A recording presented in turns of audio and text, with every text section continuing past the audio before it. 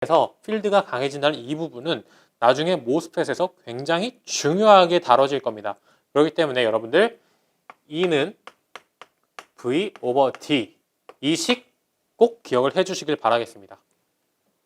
자, 일렉트릭 필드는 전압에 비례하고 거리에 반비례한다 라고 되어 있습니다. 자, 그 다음 모빌리티입니다. 모빌리티는 새로운 개념입니다.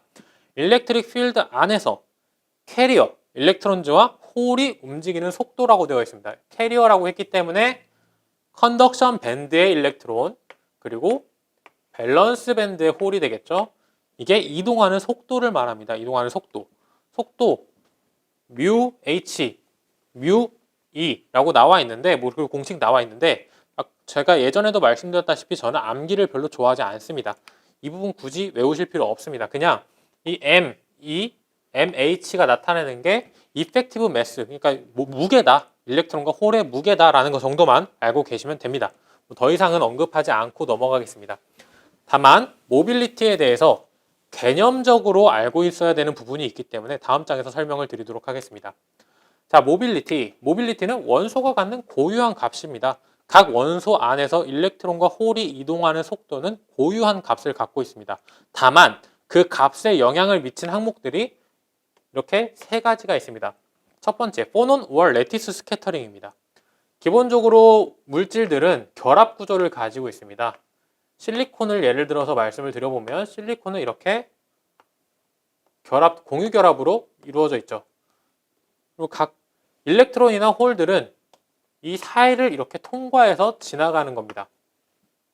그런데 이 원자들도 각각의 원자들도 온도가 올라가면 올라갈수록 자기 스스로 이렇게 진동을 합니다.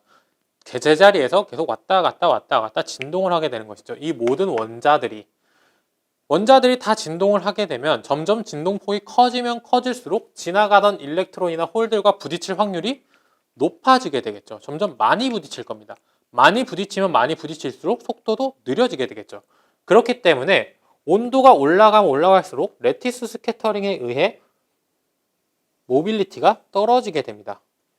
모빌리티가 떨어지게 되는, 온도가 높을 때 모빌리티가 낮아지는 이유는 레티스 스캐터링 때문입니다. 자, 그럼 두 번째, 이오나이즈드 임퓨리티 스캐터링이 있습니다. 이오나이즈드 임퓨리티 스캐터링이란 N타입 반도체를 가지고 설명을 드리도록 하겠습니다. N타입 반도체 같은 경우 컨덕션 밴드가 있고 여기에 도너 레벨이 존재했죠. 그리고 이미 다 일렉트론이 올라가 버린 상태이기 때문에 여기에는 플러스 상태의 홀들이 존재를 하고 있습니다. 자, 일렉트론이 전기를 이동시키기 위해 여기서 빠른 속도로 이동을 합니다. 빠른 속도로 이동을 하는데 속도가 충분히 빠르지 못하면 이쪽은 플러스고 일렉트론은 마이너스니까 이쪽으로 잡혀버릴 수가 있겠죠. 속도가 충분히 빠르다면 잡히기 전에 그 잡히는 힘을 뿌리치고 갈 수가 있겠지만 속도가 충분히 빠르지 않으면 잡혀버릴 겁니다. 이게 바로 이오나이즈드 임퓨리티 스캐터링입니다. 속도가 빠르면 빠를수록 속도가 빠르기 위해서는 높은 온도가 필요합니다. 그렇기 때문에 온도가 높으면 높을수록 잡히는 횟수가 줄어들고 반대로 말하면 온도가 낮으면 낮을수록 많이 잡힌다. 온도가 낮으면 낮을수록 많이 잡히기 때문에 모빌리티가 떨어진다 라는 것, 그게 바로 이오나이즈드 임퓨리티 스캐터링입니다. 자, 그럼 마지막에 있는 세 번째, 크리스탈 구조는 무엇이냐? 아까 잠깐 나왔던 실리콘을 얘기를 해보겠습니다. 자, 실리콘은 이렇게 공유 결합으로 예쁘게 결합이 되어 있는 경우가 있습니다. 이걸 싱글 크리스탈 구조라고 합니다. 싱글 크리스탈. 굉장히 규칙적인 모양으로 결합이 되어 있습니다.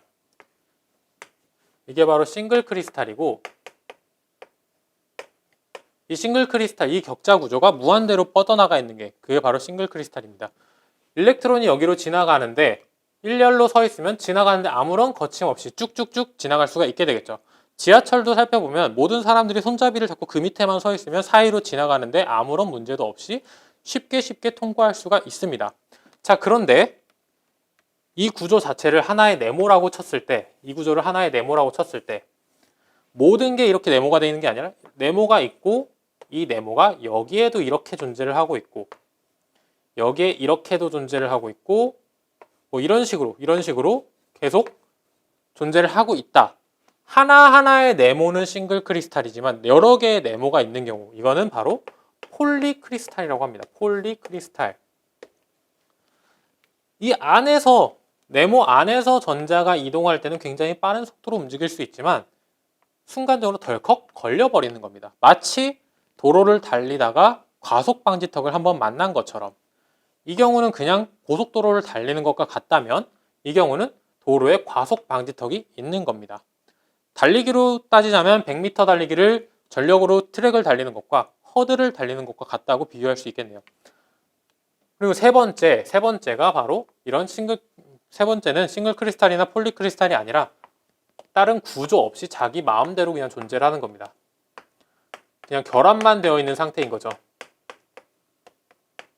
이런 구조를 아몰포스라고 합니다. 비정질이라고 부릅니다. 지금 보시면 딱 봐도 지나가기 힘들게 생겼죠. 지하철에 사람들이 무작위로 서 있는데 거기 한 번도 안 부딪히고 일직선으로 지나가는 거 굉장히 어려울 겁니다.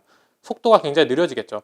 대나무가 빼곡하게 박혀있는 숲을 뛰어간다고 생각을 해보십시오.